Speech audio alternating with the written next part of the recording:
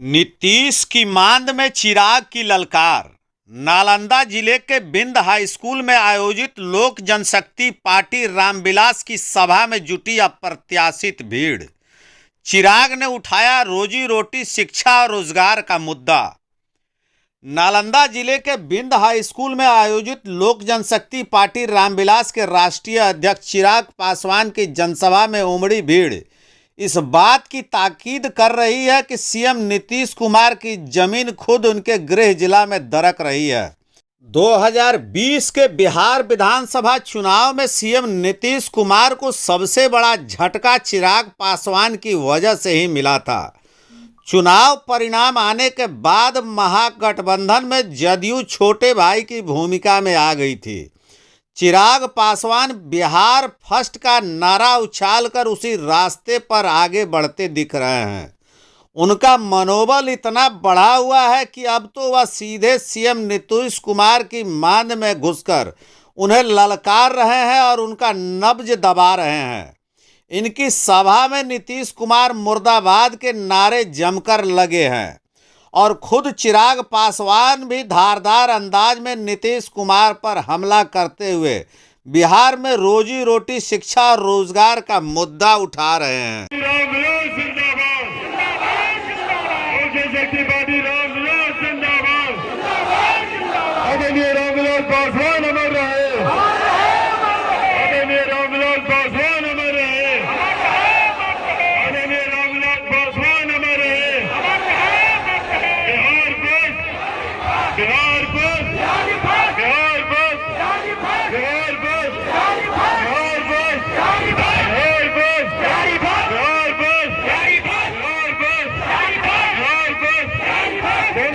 मुट्ठी बांधकर बिहार बस, बिहार बस, बिहार बस, बिहार बस, बिहार बस।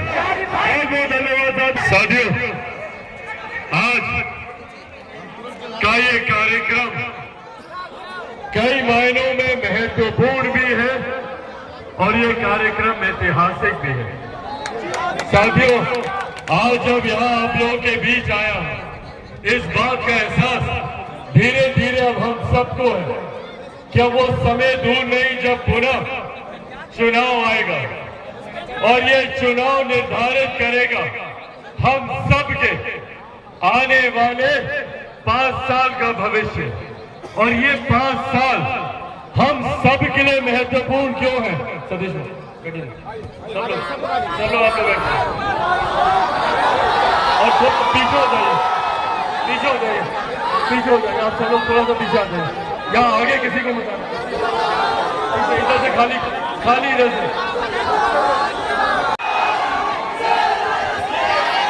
साथियों, ये 5 साल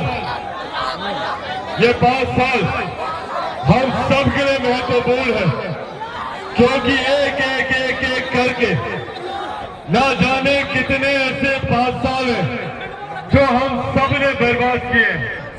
परिणाम स्वरूप एक करके 5 साल हम लोग बर्बाद करते गए, जिसका परिणाम हुआ कि आज आजादी के 75 साल के बाद भी बिहार को पिछड़ा कहा जाता है।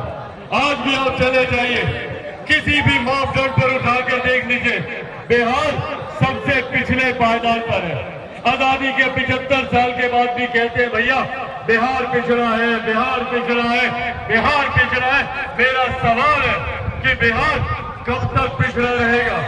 भारत एक साथ आजाद हुआ, तमाम प्रदेश हमारे एक साथ आजाद हुए, तो क्यों गई दिल्ली बंबई जैसे चमचमाते शहर बने और दूसरी तरफ बिहार प्रदेश जो आजादी के 75 साल के बाद भी हम लोग को पिछड़ा कहा जाता है? आज भी हमारे लिए छोटी छोटी सुविधाएं हमारे लिए सबसे बड़ी जरूरतें बनी हुई है।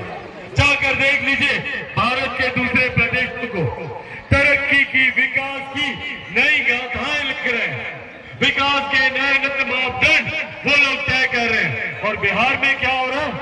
आज भी मजबूत कर दूसरे प्रदेश आने के लिए। मैंने दिल्ली में रहा, बंबई में मैंने काम किया, पर आज तक मैंने नहीं सुना कि कोई दिल्ली का लड़का बिहार आता हो शिक्षा के लिए। आप लोगों ने सुना क्या? बम्बई का कभी कोई लड़का लड़की बिहार आता है रोजगार के लिए? तो फिर क्यों सिर्फ हम बिहारियों को ही दूसरे प्रदेश जाना पड़ता है? शिक्षा के लिए, रोजगार के लिए बुजुर्गों को देखता हूँ दिल्ली में जाते हैं, एम्स के सामने लाइन लगा कर रहते हैं दिनों दिन तक डॉक्टर से मिलने के लिए। क्यों ये सुविधाएं हमें हमारे प्रदेश में नहीं मिलती? ये सवाल हमें खुद से पूछने की जरूरत है। क्या गलती हुई कि भैया एक के बाद एक जो सरकारें हमने चुनी, जिनको अपना नेतृत्व दिया, जिनको अपना मुखिया माना, भाई बदले में उन्होंने हमारे लिए क्या किया, ये आज हम लोग को सोचने की जरूरत है। आज भी अगर हम लोग जातीयता में बने रहे, आज भी अगर हम लोग सांप्रदायिकता में बने रहे, जो कि कुछ राजनीतिक दल चाहते हैं, सूट करता है कई ऐसे राजनीतिक दलों को, सूट करता है कई ऐसे नेताओं को जो हमें बांटने का काम करते हैं।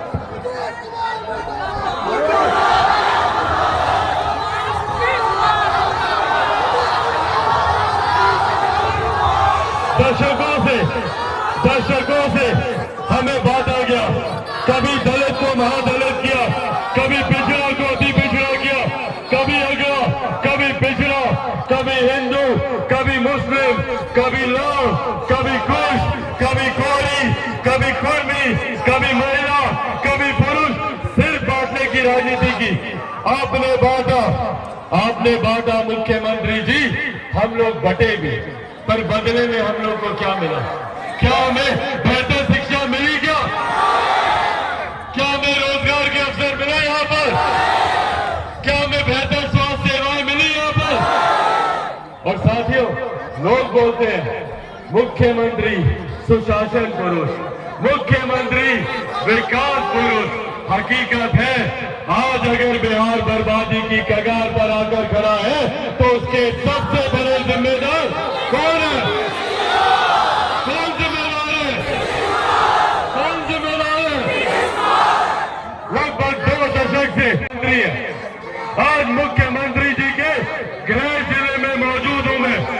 उनके गृह जिले में मौजूद होने के बावजूद मुझे इस बात का दुख होता है, अफसोस से मुझे कहना पड़ता है कि जिस सोच के साथ, जिस उम्मीदों के साथ हम लोगों ने मुख्यमंत्री नीतीश कुमार जी को चुना था, मुख्यमंत्री जी ने सिर्फ हमें बांटने की राजनीति में उलझाया, पर विकास के मापदंड पर आज भी नीति आयोग कहता है कि भैया हर मापदंड पर बिहार पीछे है, हर मापदंड पर बिहार पिछड़ा है। तो अगर इसके जिम्मेदार मुख्यमंत्री नीतीश कुमार जी नहीं है तो और कौन है?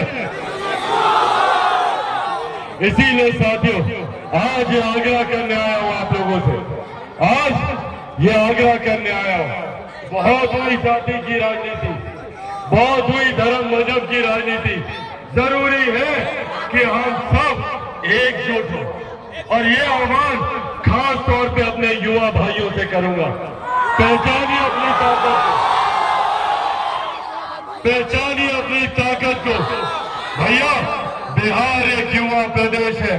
लगभग 70% बिहार की आबादी युवाओं की है, जिनकी आयु 35 वर्ष से कम है। अगर हम युवा एकजुट हो जाए तो हम ये जिला तो क्या पूरा प्रदेश बदल के रख सकते हैं। ये ताकत है आप लोगों में। आज भैया, आज चिराग पासवान से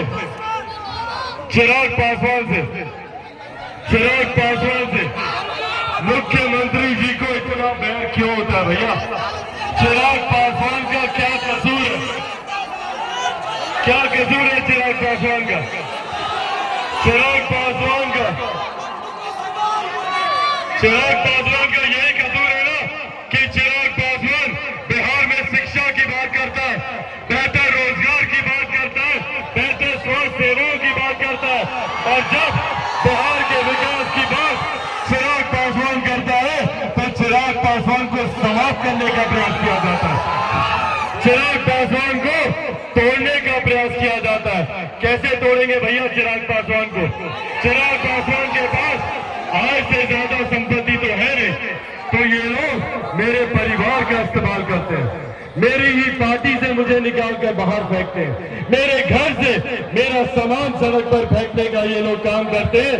सोचते हैं कि चिराग पासवान टूट जाएगा, पर ये लोग भूल जाते हैं कि चिराग पासवान भी शेर का बेटा है, रामविलास पासवान का बेटा। चिराग पासवान ना टूटेगा ना झुकेगा, और भैया डरता तो मैं किसी से नहीं हूं, जितनी ताकत आजमानी आजमा।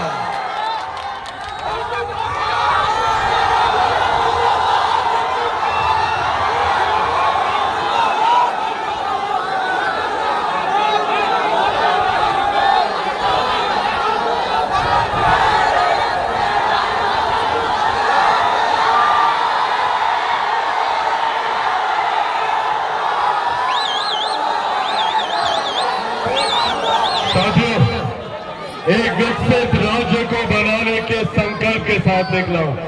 मेरे नेता, मेरे पिता ने अपने अंतिम दिनों में विकसित बिहार को बनाने के लिए बिहार फर्स्ट, बिहारी फर्स्ट के संकल्प को वो मेरे हाथों में देकर गए थे, और उसी संकल्प को धरातल पर उतारकर जब तक बिहार को विकसित राज्य नहीं बना लूंगा, तब तक मैं भी चैन की सांस नहीं लूंगा। ये वादा आज आप लोगों से करके जाता हूं। जब तक बिहार में बेहतर शिक्षा, बेहतर रोजगार के अवसर नहीं उत्पन्न कर दूंगा, तब आप लोगों से करके जाता हूं। पर साथियों, अकेला चिराग पासवान कुछ नहीं कर सकता। आज वही साथ आप लोगों से मांगने आया हूं। अकेला चिराग पासवान कुछ नहीं कर सकता। जरूरत है मुझे आप सबके साथ की, आप सबके सहयोग की। देंगे मेरा साथ? उसके लिए सबको चिराग पासवान बनना होगा। बनेंगे चिराग पासवान? बनेंगे चिराग पासवान? बनेंगे चिराग पासवान? बनेंगे चिराग पासवान? दोनों हाथ उठाकर बताओ, बनेंगे चिराग पासवान? सबको चिराग पासवान बनकर बिहार पर बिहारी फर्स्ट के धरातल पर उतारना होगा। साथियों, आप लोग साथ दीजिए, बदले में आपको विकसित राज्य बनाकर दूंगा। ये वादा आज आप लोगों से मैं करके जाता हूं। साथियों, कई बड़ी बड़ी शक्तियां हैं, ताकतें हैं जो नहीं चाहती कि बिहार और बिहारी आगे बढ़े। इन लोगों ने तो बिहारी शब्द तक को गाली बना दिया। मैं दिल्ली में रहा, बम्बई में मैंने काम किया, वहां पर किस तरीके से बिहारियों को अपमानित किया जाता है, उन पर लाठियां चलाई जाती है।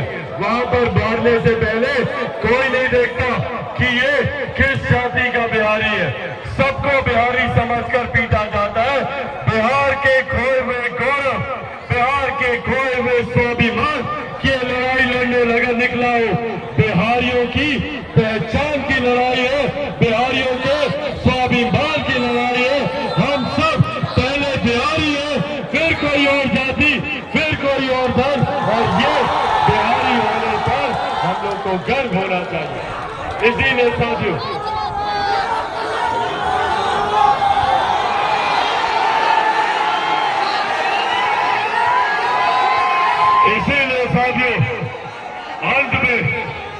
अंत में ये निवेदन करके जाऊंगा आप सबसे कि जो लोग हम लोगों को जाति की राजनीति में बांटने का काम कर रहे हैं, जो लोग सत्ता की मलाई खाने के लिए अपने सिद्धांतों से समझौता कर रहे हैं, जो एक दूसरे के खिलाफ राजनीति में आए थे, आज वो एक दूसरे का सहारा बने हुए हैं। ऐसे लोगों से हम लोगों को सावधान रहने की जरूरत है और एकजुट होकर, एकत्रित होकर। खुल्लम खुल्ला खबर की रिपोर्ट। अगर आपने खुल्लम खुल्ला खबर के फेसबुक पेज को फॉलो नहीं किया है, लाइक नहीं किया है, यूट्यूब को सब्सक्राइब नहीं किया है और ट्विटर को फॉलो नहीं किया है, तो प्लीज़ फेसबुक पेज को फॉलो कर ले, लाइक कर ले, यूट्यूब को सब्सक्राइब कर ले और ट्विटर को फॉलो कर ले। धन्यवाद।